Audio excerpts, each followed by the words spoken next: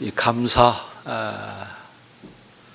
우리 앞에 아주 작은 정말 너무나도 하나님이 우리에게 베푼 선물에 비하면 뭐라고 해야 될까요? 먼지 하나에 불과한 그런 작은 것들이 여기 놓여 있는데요.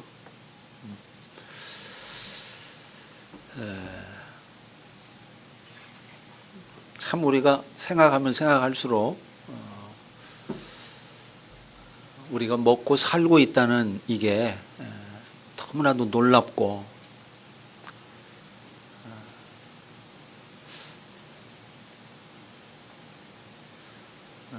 머리로 다 이해가 안 될 정도로 정말 놀랍습니다. 인간이 먹어 해치우는 거, 동물들이 먹어 해치우는 거를 상상을 하면 그 많은 것들을 어떻게 날마다 이 지구에서 생산해 내는지 참 제 머릿속으로는 다 숫자를 헤아릴 수가 없습니다. 계산이 안 돼요. 그런데 이 감사는 오늘날 너무 풍요로워 가지고 이 감사를 잃어버린 그런 역설의 시대를 우리가 살아가고 있습니다. 너무 많다 보니까 감사가 없어요. 감사를 잃어버리고 삽니다. 오히려 빈곤하게 살았던 옛날 우리 조상들이 훨씬 더 작은 것에 감사할 줄 아는 그런 그 감사의 마음을 더 간직하고 살았지 않은가, 참 그런 생각을 해봅니다. 너무 넘치면요 감사를 모릅니다. 사람이 마비돼 버려요. 감사의 감각이 마비돼 버려요.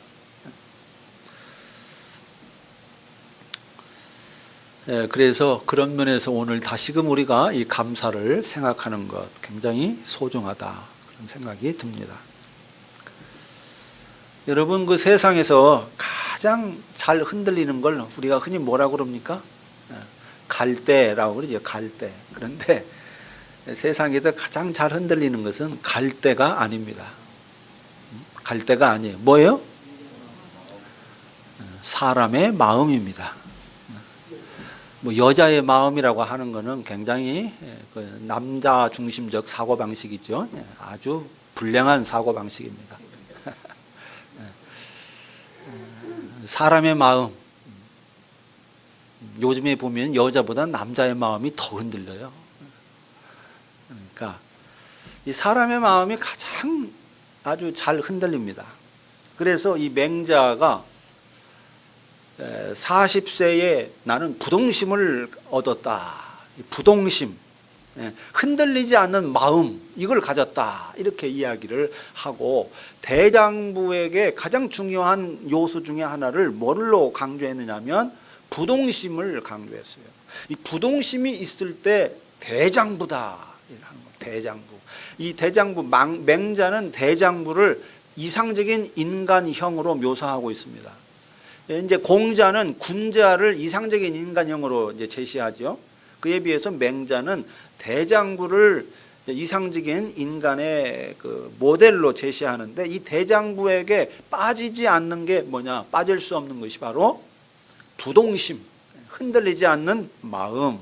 어떤 충격에도, 어떤 유혹이 다가와도, 어떤 풍파가 밀려와도 흔들리지 않는 마음을 갖는 것.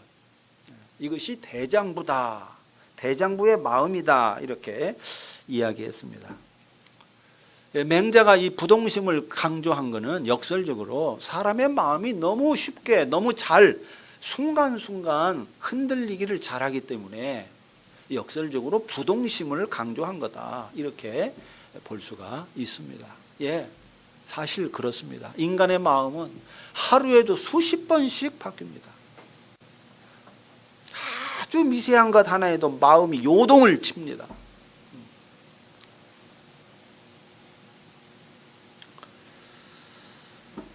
이 마음, 이 흔들리는 마음을 굳게 붙잡는 것 참 쉽지 않은 일이죠. 그래서 여러분, 세상에서 가장 경영하기 힘든 것은 사실 나라가 아닙니다. 나라를 경영한다, 굉장히 힘든 일이죠. 굉장히 힘든 일입니다. 뭐 구멍가게 하나 경영하는 것도요, 아주 힘듭니다. 우리 정재선 집사님 뭐 요즘 아주 작은 가게를 하고 있는데 얼마나 속을 많이 썩입니까? 이 경영하는 게 쉬운 일이 아니죠. 작은 가게 하나 경영하는 것도 쉬운 일이 아니요. 나라 경영한다, 굉장히 어려운 일이죠. 그런데요, 나라를 경영하는 것보다 더 힘든 경영이 있습니다. 그게 뭐겠습니까? 사람의 마음을 경영하는 일이. 마음을 경영하는 것. 이게 세상에서 가장 힘든 경영입니다. 공자는 자기의 일생을 돌아보면서 70 넘어가지고 73살에 이 공자가 죽었는데요. 자기 인생을 돌아보면서 자기 인생을 이렇게 정리했어요. 나는 15세에 배움의 뜻을 두었다. 지학, 배움의 뜻을 두었다. 그리고 30세에 나는 설 수 있었다. 홀로 설 수 있었다. 립. 그리고 40세가 돼서 나는 비로소 불혹. 이 마음이 어떤 그 외부의 유혹에 흔들리지 않는, 넘어가지 않는 그런 불혹이 될 수 있었다. 불혹의 마음을 가질 수 있었다. 50세에 비로소 지천명, 하늘의 뜻을 알 수 있었다. 그리고 60세가 되니 이순, 세상의 모든 소리들이 거슬리지 않고 다 들려왔다. 모든 이야기를 다 그렇게 거부하지 않고 받아들였다. 용납했다 하는 거죠. 용납했다. 60세가 돼서. 제가 60세, 이순의 나이가 된 거죠. 그런데 이제 70세가 돼서 뭐야? 70세가 돼서 종심. 자기가 뭘 하든지, 자기 마음에서 우러나서 하는 모든 일이 진리에서 벗어나지 않았다. 하늘의 이치에서 벗어나지 않았다. 종심. 이걸 자기 인생을 쭉 돌아보면서 자기의 인생의 여정을 그렇게 정리를 했습니다. 다시 말하면 공자는 자기 마음을 경영하는 일, 여기에 평생을 바쳤다, 이렇게 말할 수가 있는 거죠. 요즘에 뭐 지식 경영이라고 하는 말들이 회자가 되고 있는데요. 사실 지식 경영보다 더 차원 높은 경영, 이것이 마음 경영입니다.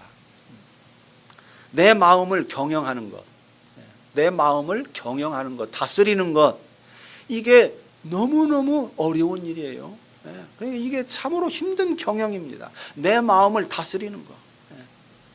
여기 이 일에 우리가 정말 평생을 공자가 바친 것처럼 우리도 계속해서 이 마음을 경영하는 일에 모든 관심과 에너지를 집중해야 됩니다. 내 마음을 경영하는 것. 그리고 뭐예요? 함께 일하는 사람, 내 옆에 있는 사람들의 마음을 경영하는 것. 이것이야말로 가장 수준 높은 경영이요, 최고의 경영이요, 가장 어려운 경영이다. 그래서 이 마음을 경영할 수 있으면 아주 위대한 경영자가 될 수 있어요. CEO가 될 수 있어요. CEO가. 지도자가 될 수가 있는 거죠.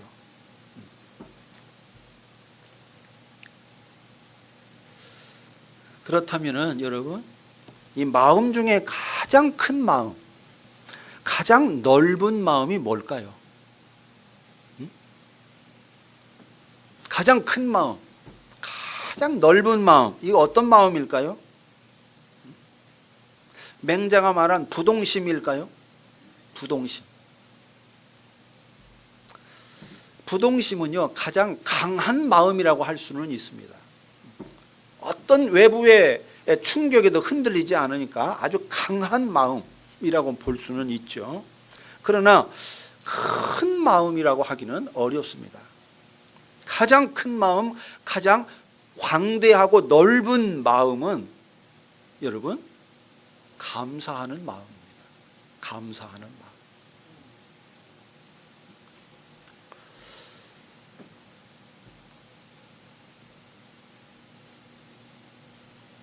감사하는 마음보다 과연 더 넓은 마음이 있을 수 있을까? 더 큰 마음이 있을 수 있을까? 여러분 한번 생각을 해 보십시오. 아마 떠오르는 게 없을 거예요. 또 가장 지혜로운 마음도 이 감사하는 마음입니다. 가장 부유한 마음도 감사하는 마음이에요. 이 감사는요, 나를 이해하고 세상을 이해하고 삶의 모든 것들을 이해할 때 비로소 주어지는 마음입니다.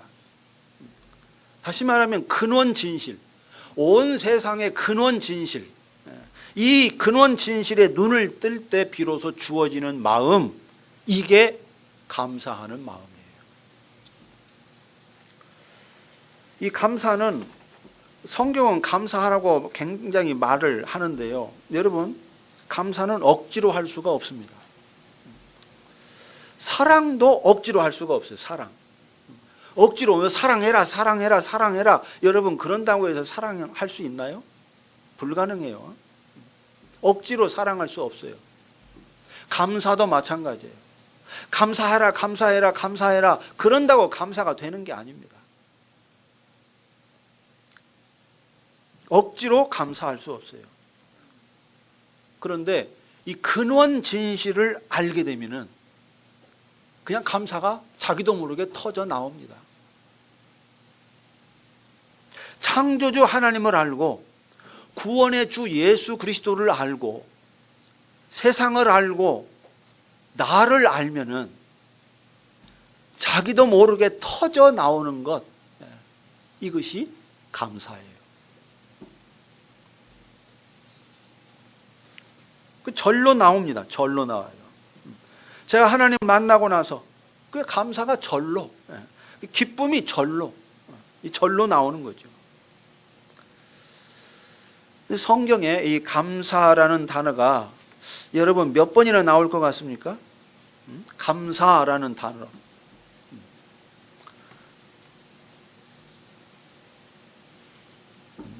188번이 나옵니다.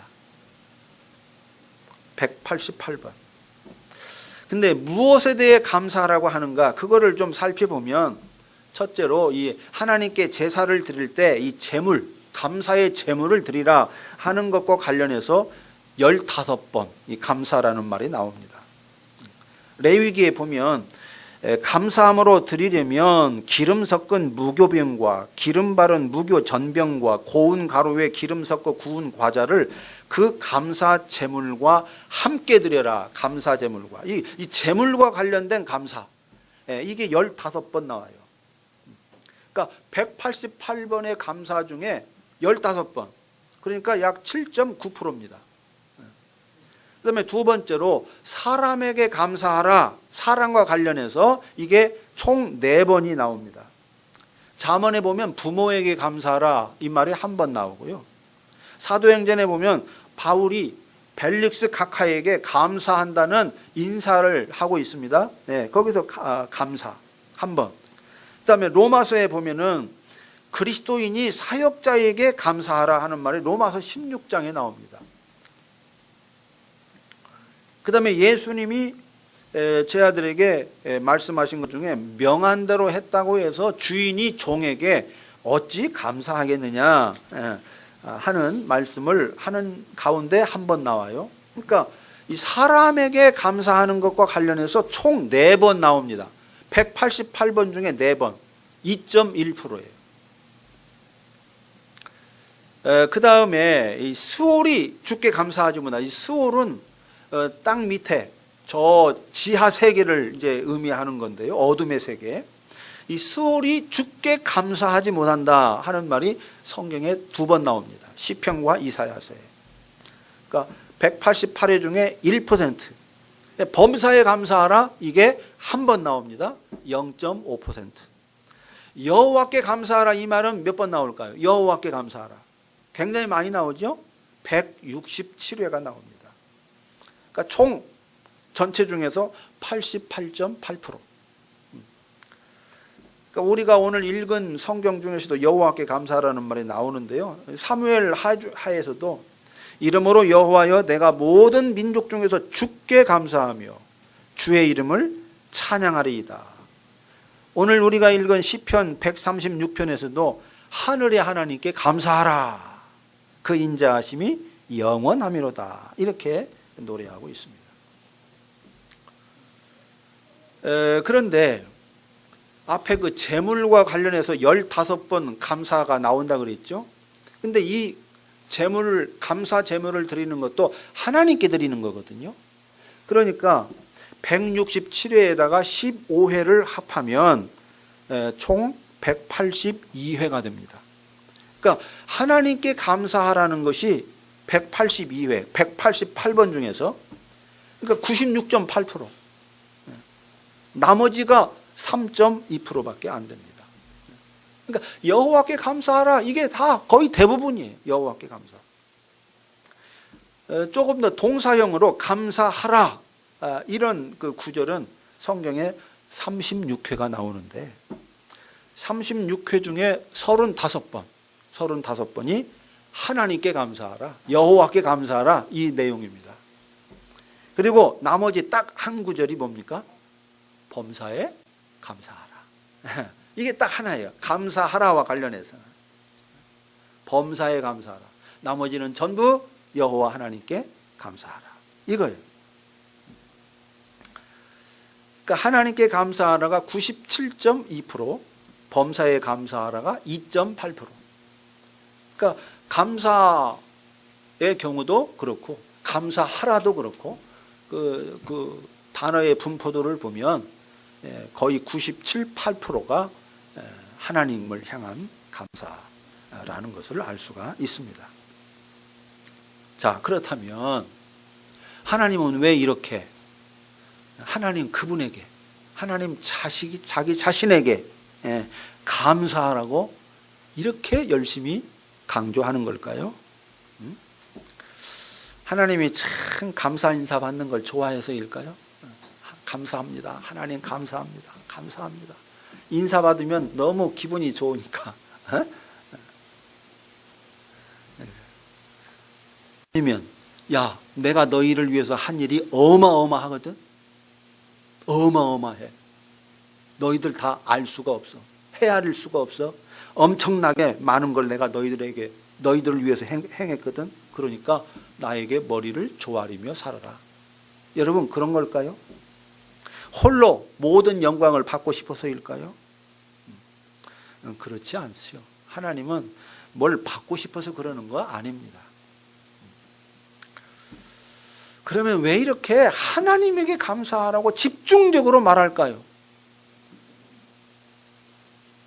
왜?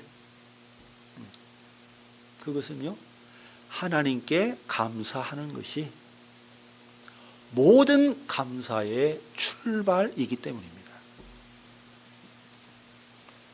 우리가 하나님께 감사하면요, 하나님께 감사하는 것만으로 끝나지 않습니다. 우리가 하나님께 감사하면 반드시 모든 것에, 모든 일에 감사하게 되어 있습니다. 감사뿐만 아니에요. 하나님을 바라보면 하나님만 보는 것으로 끝나지 않습니다. 하나님을 보면 내가 보입니다. 하나님을 보면 온 세상 만물이 보입니다. 하나님을 보면 삶이 보이고 역사가 보입니다. 또 하나님을 사랑하면 하나님을 사랑하는 것으로 끝나지 않습니다. 하나님을 사랑하면 반드시 나를 사랑하게 되고 이웃을 사랑하게 되고 만물을 사랑하게 되어 있습니다. 하나님께 깨어 있으면 하나님께만 깨어 있는 것으로 끝나지 않습니다. 하나님께 깨어 있으면 모든 것에 깨어 있게 되고요, 모든 일에 깨어 있게 됩니다. 삶 전체에 대하여 깨어 있게 되고 세상 전체에 대하여 깨어 있게 되는 것이죠. 하나님과 대화하면 하나님과 대화하는 것으로 끝나지 않습니다. 하나님과 대화하면 모든 것과도 대화를 할 수 있게 됩니다. 하나님과 함께 살면 하나님과 함께 사는 것으로 끝나지 않습니다. 하나님과 함께 살면 모든 것과도 함께 살게 됩니다.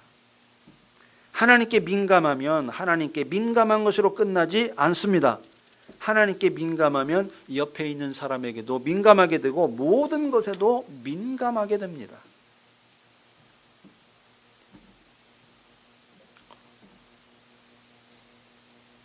이게 놀라운 진실이에요. 하나님을 보면 하나님만 보는 것으로 끝나지 않는다 하는 겁니다.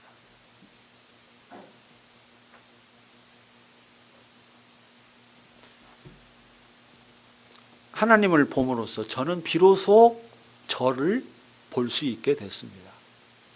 하나님을 보고 나니까 내가 보이는 거예요. 내가 머리끝에서 발끝까지 내가 죄인이라는 거, 그러나 동시에 머리끝에서 발끝까지 내가 하나님의 형상을 따라 지음받았다는 거, 내가 얼마나 대단한 존재인가, 내가 얼마나 무지막지하게 어리석고 무지하고 죄로 가득한, 어둠에 가득한 존재인가, 얼마나 밝은 빛이 내 안에 있는가, 얼마나 어마어마한 컴컴한 어둠이 내 안에 있는가, 이것이 보이게 된 거예요.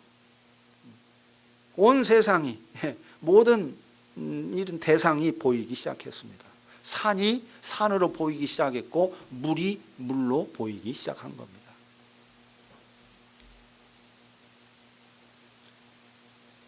여러분, 하나님이요, 모든 것의 시작입니다. 하나님으로부터 시작하지 않는 것은 다 왜곡됩니다. 자, 사랑을 생각해 보십시다. 사랑. 자, 하나님을 사랑하지 않은 채로 뭔가를 사랑한다, 누군가를 사랑한다, 그러면 여러분, 그 사랑은 반드시 삐뚤어지고 왜곡됩니다. 하나님을 사랑해야만 비로소 제대로 나를 사랑할 수가 있습니다. 하나님을 사랑해야 자식을 제대로 사랑할 수 있습니다. 하나님을 사랑해야 이웃을 제대로 사랑할 수 있습니다. 하나님을 사랑해야 자연을 제대로 사랑할 수 있습니다. 하나님을 사랑해야 일, 노동, 이거를 제대로 사랑할 수 있습니다. 하나님을 사랑해야 나라, 국가를 제대로 사랑할 수 있습니다. 하나님을 사랑하지 않은 채로 나를 사랑한다, 뭔가를 사랑한다면 그것이 나를 향한 사랑이든 자식을 향한 사랑이든 이웃을 향한 사랑이든 자연을 향한 사랑이든 일을 향한 사랑이든 예수를 향한 사랑이든 모든 사랑은 다 삐뚤어지고 왜곡됩니다. 피할 도리가 없어요. 사랑하지 않은 채 일을 사랑하면 일 중독에 빠집니다. 사랑하지 않은 채 어떤 여인이나 어떤 사나이를 사랑하게 되면 그것도 사랑 중독에 빠지게 되죠. 포로가 됩니다. 포로가 돼요. 왜곡된 사랑을 하게 됩니다. 자식 사랑도 마찬가지예요. 하나님을 사랑하지 않고 자식을 사랑하면 그 사랑이 건강하지 않은 아주 왜곡된 애착으로 이렇게 묶이는 그런 사랑을 하게 되는 겁니다. 깨어 있는 것도 마찬가지예요. 하나님께 깨어 있지 않은 채로 의식이 깨어 있으면 그 깨어 있음이 반드시 삐뚤어지거나 왜곡됩니다. 하나님께 깨어 있으면 그 깨어있음이 삶에 대한 각성, 삶에 대한 성찰로 나타납니다. 나 자신을 성찰하고 내 마음을 경영하는데 깨어있게 돼요. 깨어있게 됩니다. 그런데 하나님께 깨어있지 않은 채로 깨어있다, 의식이 깨어있다 그러면요, 그것처럼 피곤한 일이 없습니다. 아주 자기 자신을 자기 스스로를 피곤하게 하고 옆에 있는 사람을 무지하게 달달 볶게 되어 있습니다. 아주 의식이 깨어 있으면 옆에 있는 사람을 달달 볶아요. 아주 귀찮게 합니다. 피곤하게 합니다. 감사도 마찬가지예요. 하나님께 감사하지 않으면서 감사한다.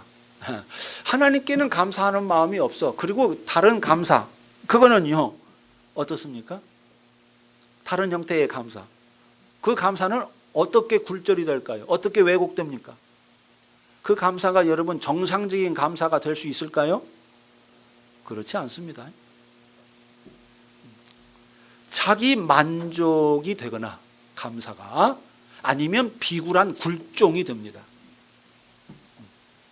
하나님께 감사하지 않은 마음으로 누군가에게 감사하면 그 비굴한 굴종이 되거나 자기 스스로 만족하는, 자기 스스로 만족하는 그런 것으로 떨어져요.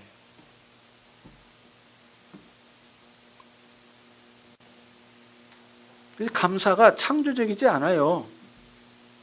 삶을 부유하게 하지 않아요. 감사가 그 사람을 자기 만족이라는 그 감옥 속에 가두어 버립니다. 그래서 진정한 감사의 삶을 살기 위해서는 다른 길이 없습니다. 하나님께 감사할 줄 알아야 되는 거죠.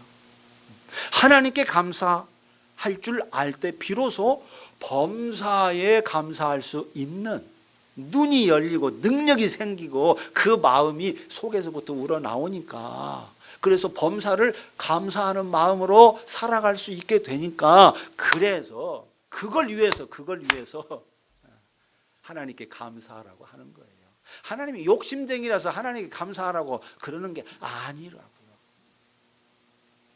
네가 나에게 감사할 때 비로소 네 삶이 감사로 충만하게 된다. 그러니 나에게 먼저 감사해라. 그래서 하나님께 집중하는 거예요. 감사하라는 말 할 때마다 하나님께 감사하라. 물론 하나님께 감사하는 것이 너무나 지당한 일이기 때문에 그렇기도 합니다.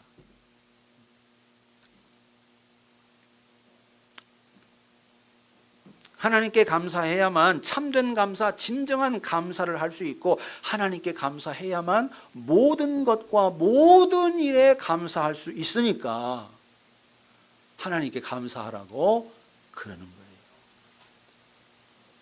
그러니까 반대로 여러분, 하나님께는 감사하는데 예배 드릴 때 하나님을 막 찬양하고 감사해요. 근데 일상에서는 막 원망과 불평, 불만 이걸로 가득하다. 그런 그리스도인들이 꽤 있죠. 하나님께는 막 감사하는데 일상에서는 감사가 없어. 아주 불만, 불평이 가득해. 이건 뭐예요? 하나님께 진정으로 감사하는 게 아니에요. 진정으로 하나님께 감사하게 할 줄 알면 범사가 감사가 되는 겁니다. 사실 하나님께 감사한다는 말은요, 다른 말로 바꾸면 범사에 감사한다는 말이에요. 이게 같은 말이에요. 같은 말.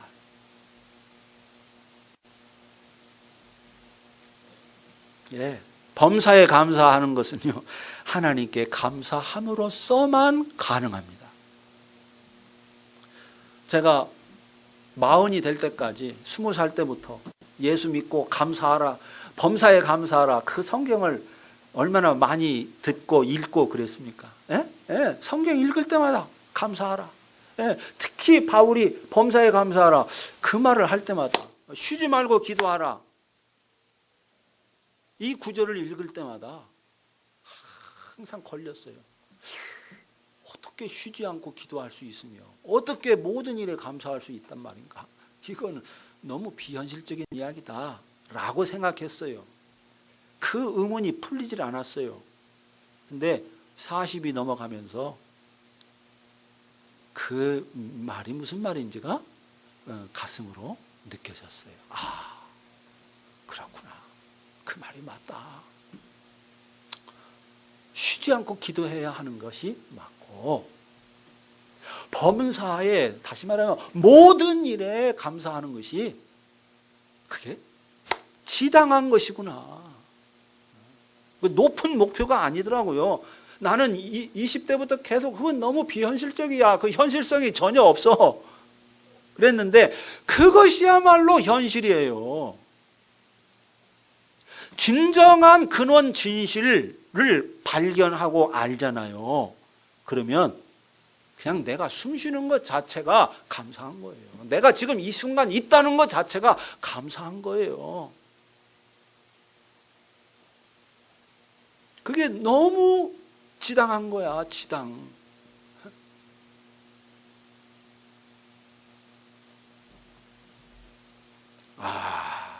바울의 그 말씀이 진짜구나, 맞구나. 여러분, 그렇다고 해서 고통이 없다, 아픔이 없다 그 말 아니에요. 예? 아픔을 느껴요. 제가 지난번에 그 응급실 갈 때도 얼마나 아팠는지 몰라요. 그 뭐 감사한다고 여러분 아픔이 없습니까? 육체적인 아픔은 똑같이 와요. 힘든 일이 갑자기 벌어지면 신경질이 나요. 신경질이 나. 때로는 나 자신에게 절망할 때도 있어요. 그런 게 없다는 거 아니에요. 수없이 많은 이 세상의 풍파들이 쉼없이 예상치 않은 방식으로 우리에게 다가오는데 여러분 어떻게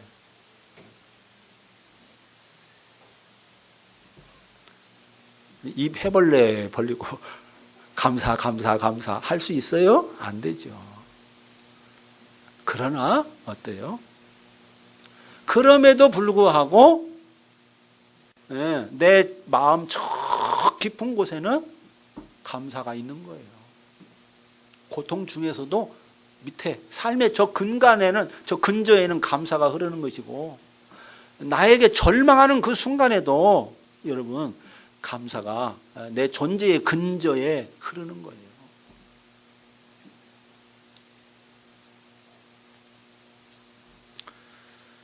뭐든지 하나님으로부터 시작해야만 그게 왜곡되거나 삐뚤어지거나 그러지 않을 수 있어요. 하나님으로부터 출발해야 돼요.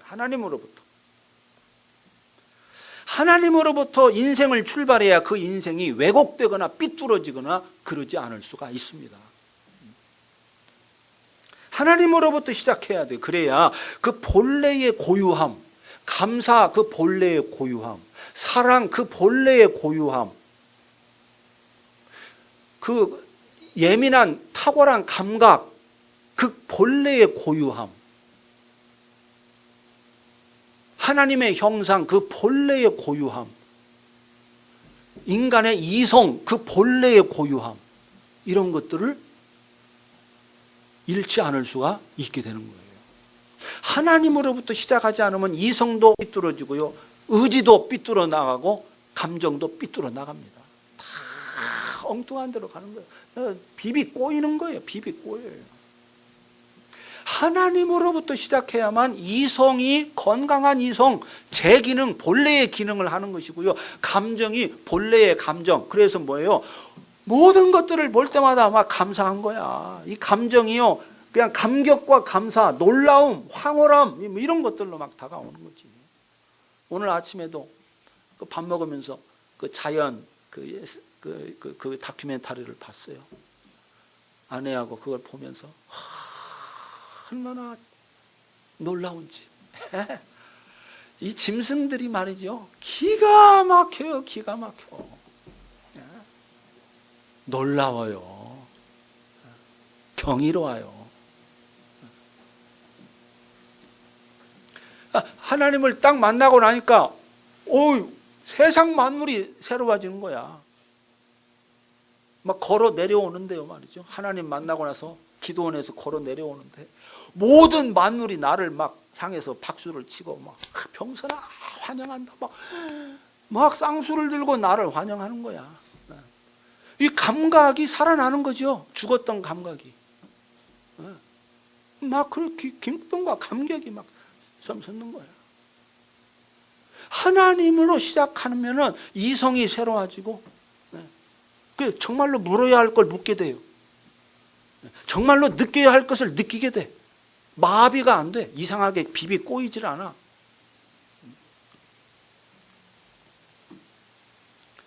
그런 면에서 여러분, 하나님은 모든 것의 시작이요 모든 것의 출발입니다. 하나님이 창조의 시작이고 생명의 시작이고 사랑의 시작이고 삶의 시작이고 구원의 시작이고 감사의 시작입니다. 하나님이 시작이에요. 감사의 출발, 하나님으로부터만 진정한 감사가 출발할 수 있습니다.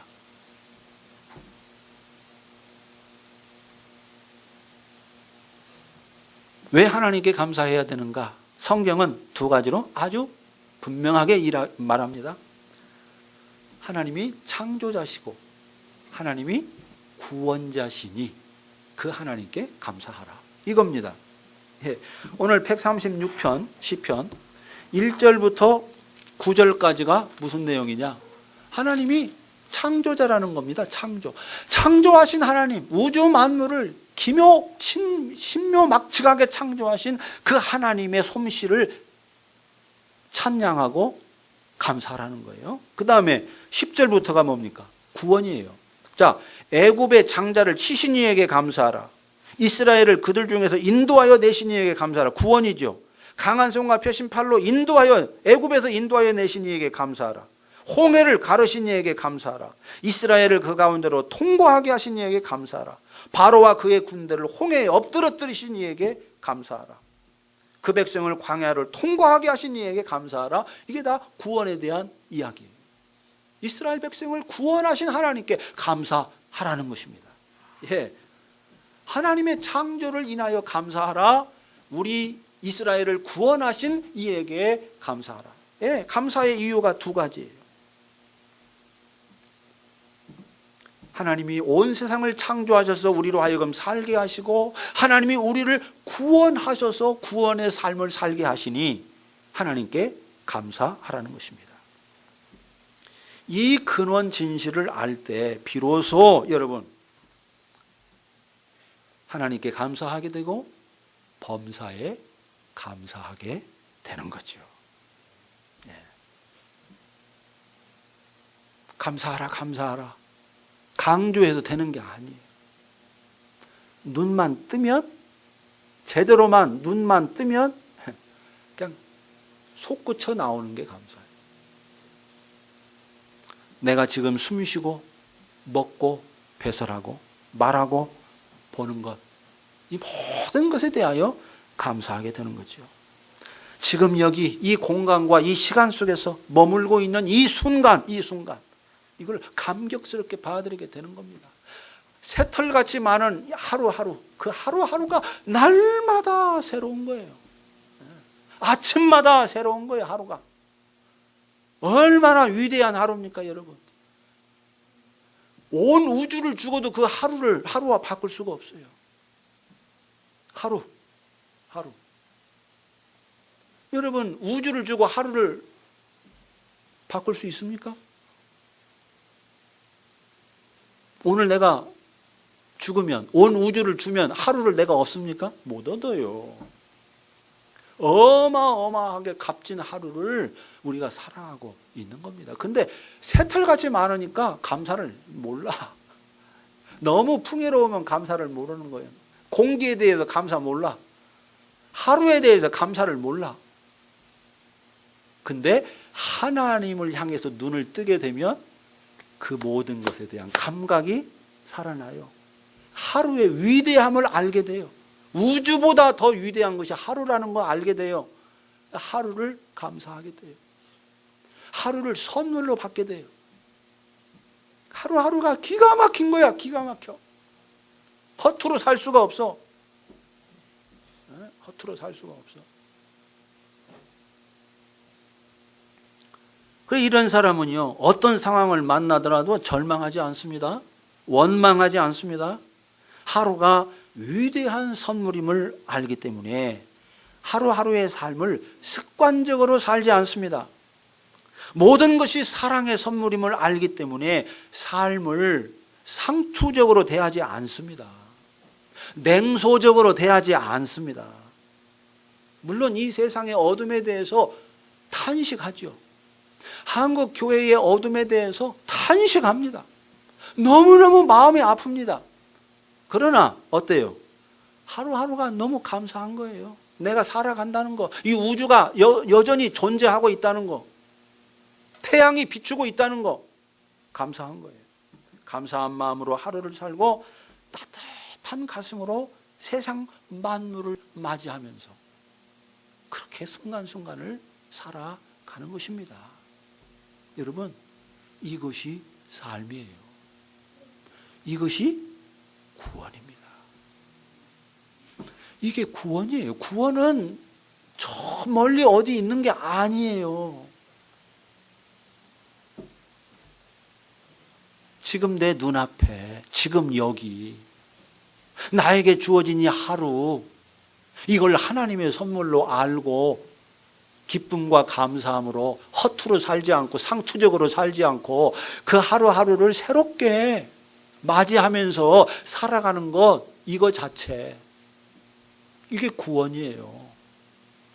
이거 하나를 먹으면서 말이죠, 그냥 습관적으로 먹고 막 배를 채우기 위해서 먹는 게 아니고, 이 오묘하고 이 달콤하고 말로 표현할 수 없는 이 맛을 느끼면서 감사한 마음으로 먹는 것, 이게 구원이라니까요.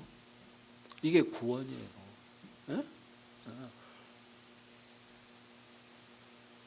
옆에 있는 사람을 하나님이 나에게 보내준 가장 귀한 동반자라고 생각하고 이웃이라고 생각하고 선물이라고 생각하면 그게 곧 구원인 거죠. 그렇게 생각하고 살아가면.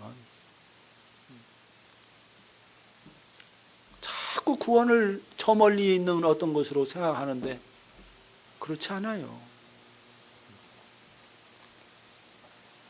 다시 말씀드리지만 감사는 억지로 할 수 없습니다. 사랑도 억지로 할 수 없지만 감사도 억지로 할 수 없어요. 그런데 근원 진실의 눈을 뜨면 절로 터져 나오는 것이 감사입니다. 창조주 하나님을 알고 구원의 주 예수 그리스도를 알고 세상의 신비를 알고 내 존재의 그 영광스러움을 알게 되면 내가 얼마나 대단한 존재인가, 하나님의 버금가는 존재, 하나님과 대등한 존재,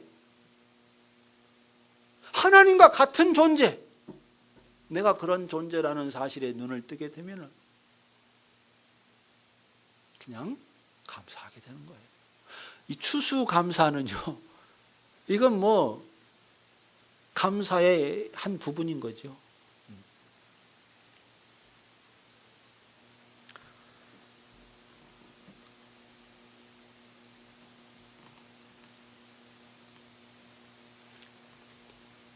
저는 하나님의 은혜로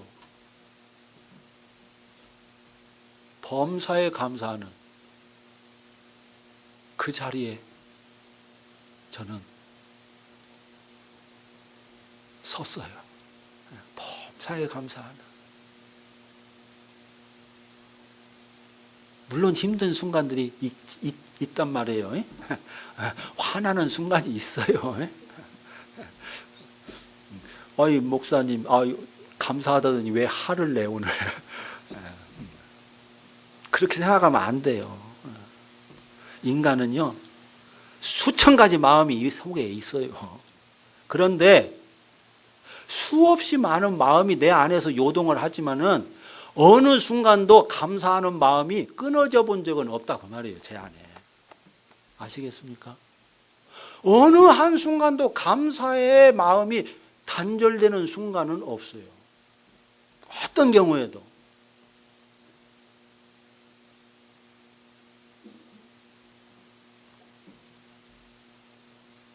그게 내 마음의 능력으로 되는 건 아니죠.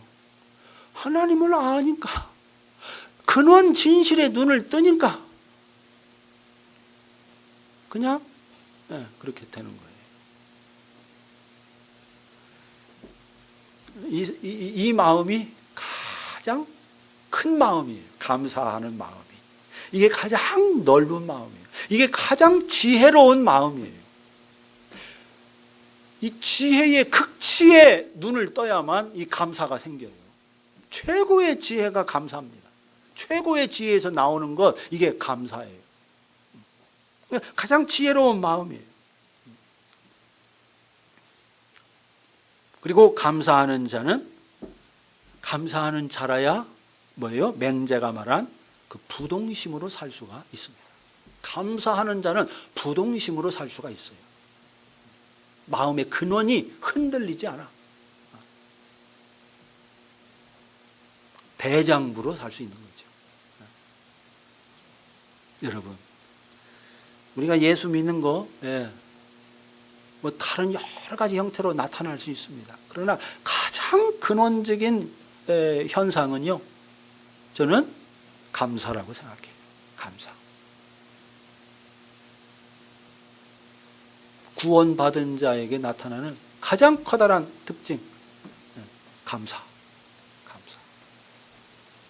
여러분, 그냥 감사의 아이콘이 되시기 바랍니다. 그냥 감사의 사람으로 여러분 하루하루를 살아가세요. 힘든 일이 너무 많지만, 속상한 일이 너무 많지만 더 근원 진실을 봐라. 속상한 그 일만 보지 말고 더 큰 근원 진실을 봐라. 그러면 감사의 순간이 단절되지 않는다 하는 것. 기도합시다. 하나님,